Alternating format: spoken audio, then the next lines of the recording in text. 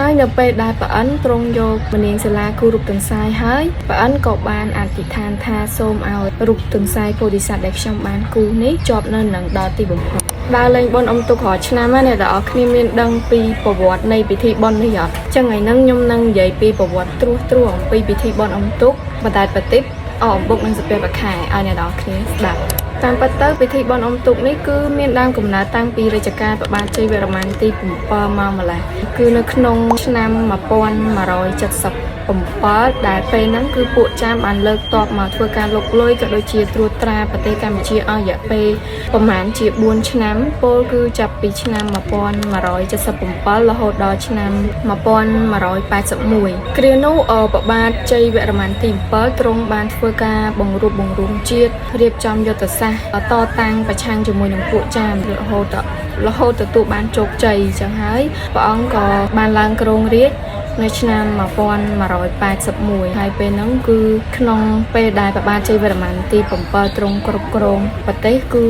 ប្រទេសមានការរីកចម្រើនខ្លាំងមែនទែនអញ្ចឹងហើយទើបគេធ្វើនៅពិធីបុណ្យអុំទូកនេះឡើងគឺដើម្បីជាការរំលឹកដឹងគុណដល់កងទ័ពជើងទឹកខ្មែរយើងដែលគាត់បានពលីជីវិតដើម្បីបូជាយកទឹកដីខ្មែរមកវិញពីពួកចាមអញ្ចឹងណាការដែលសង្គ្រាមខ្មែរចាមក្នុងសតវត្សទី12ឆ្នាំ1177ហ្នឹងហើយពិធីបុណ្យអុំទូកនេះដែរក៏ត្រូវបានគេធ្វើឡើងភ្ជាប់ជាមួយនឹងពិធីបុណ្យផ្សេងៗទៀតដែរដូចជាពិធីបណ្ដែតប្រទីប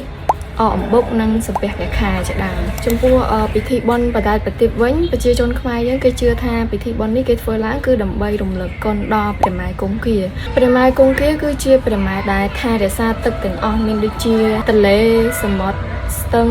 បឹងព្រែកដែលប្រភពទឹកទាំងហ្នឹងគឺសុទ្ធតែជួយដល់ជីវភាពរស់នៅរបស់ប្រជាជនយើងមែនទែនដូចជាការនាំចូលនៅដីល្បាប់ភោគផលត្រីជាដើមហើយដើម្បីជាការរំលឹកដល់គុណព្រះម៉ែប្រជាជនខ្មែរយើងក៏មានជាការធ្វើជាប្រតិទតូចដើម្បីបដាច់នៅតាមស្ទឹងតាមបឹងហើយការធ្វើបែបនេះគឺធ្វើរៀងរាល់ឆ្នាំរៀងរាល់នៃពិធីបុណ្យអុំទូកតែម្ដងនៅក្នុងអត្ថបទដែលគេបានសរសេរនៅក្នុងសៀវភៅប្រវត្តិនៃពិធីបុណ្យអុំទូកគេថាការធ្វើពិធីបណ្ដែតប្រទីបហ្នឹងគឺជាការរំលឹកដល់ព្រះចង្កូមកែវហ្នឹងបើសិនជាបកស្រាយគឺវែងឆ្ងាយទៀតតែបើសិនជាអ្នកនរគ្នាចង់អានពីអត្ថន័យនៃពិធីបុណ្យបណ្ដែតប្រទីបនៅក្នុងសៀវភៅប្រវត្តិនៃពិធីបុណ្យអុំទូកហ្នឹងតែដល់គ្នាអាចឆាតមកខ្ញុំបានចាំខ្ញុំផ្ញើឲ្យមើលចំពោះពិធីអំបុកសាពះព្រះខែវិញគឺប្រជាជនខ្មែរយើងធ្វើឡើងគឺដើម្បីរំលឹកដល់ព្រះពោធិសត្វដែលទ្រង់បានដាក់អាយុសង្ខារដោយយកកំណើតជាសត្វទន្សាយដើម្បីជាទានបរមត្តបារមីក្នុងការត្រាស់ដឹងជាព្រះពុទ្ធគ្រាមួយព្រះអិនបានយាងចុះមកហើយនិមិត្តខ្លួនជាអនុព្រាមដើម្បីមកសុំសាច់ព្រះពោធិសត្វជាអាហារអញ្ចឹងណាពេលហ្នឹងព្រះអង្គក៏ឲ្យអន្តព្រាមប្រកាត់ភ្លើងហើយនៅពេលដែលភ្លើងកំពុងតែឆាបឆេះខ្លាំងព្រះពោធិសត្វក៏បានលោតចូលទៅក្នុងភ្លុកភ្លើងហ្នឹងណាប៉ុន្តែនៅពេលដែលលោតចូលគឺអត់ឆេះហ្មងអញ្ចឹងនៅពេលដែលព្រះពោធិសត្វលោតចូលទៅក្នុងភ្លុកភ្លើងហ្នឹងអត់ឆេះអន្តព្រាមក៏បានស្ទុះទៅពោព្រះពោធិសត្វហើយនាំទៅដល់មណ្ឌលបច្ច័នតែម្ដងនៅពេលទៅដល់មណ្ឌលបច្ច័នព្រះអិនក៏បានយកថ្មមនាងសិលា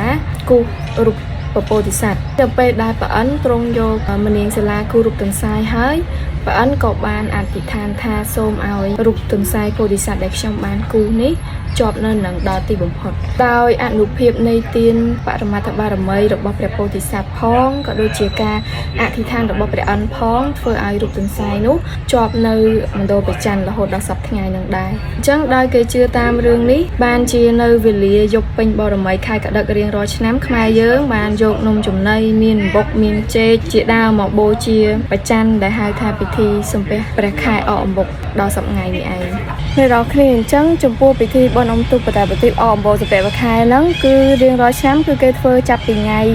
14 15កើតរហូតដល់ថ្ងៃ100ចំពោះពិធីបុណ្យអុំទូកហើយនិងបណ្ដែតប្រទីបគឺគេធ្វើទាំង3ថ្ងៃហ្មងតែចំពោះពិធីអំបុកសាពះព្រះខែគឺគេធ្វើតែនៅថ្ងៃពេញបរមីទេនៅពាក់កណ្ដាលយប់ពេញបរមីណាពោលគឺថ្ងៃ15កើតតែម្ដងប៉ុន្តែចំពោះ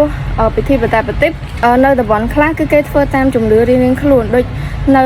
ក្នុងខេត្តនៅក្នុងក្រុងអីចឹងបណ្ដែតប្រទីបនិងអុំទូកគឺគេធ្វើទាំង3ថ្ងៃហ្មងប៉ុន្តែបើនៅតាមស្រុកនៅតាមវត្តអីបណ្ដែតប្រទីបគឺគេធ្វើ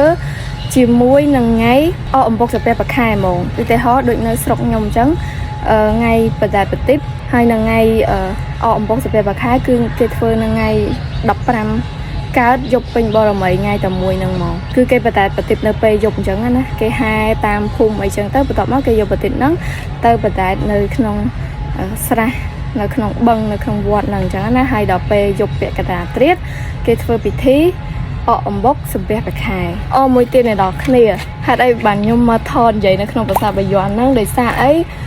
រូបចម្លាក់ផ្សេងដែលតាក់ទងនឹងតែរូបចម្លាក់ផ្សេងដែលតាក់ទងនឹងការចម្បាំងរវាងខ្មែរហើយនឹងចាមដែលធ្វើឲ្យមានពិធីបុណ្យអុំទូកនេះឡើងគឺនៅក្នុងប្រាសាទបាយ័ននឹងតែម្ដងហើយវីដេអូក្រោយខ្ញុំនឹងនាំអ្នកនរគ្នាទៅទស្សនាប្រាសាទបាយ័នម្ដងអញ្ចឹងបាយបាយអ្នកនរគ្នាជួបគ្នាវីដេអូក្រោយទៀត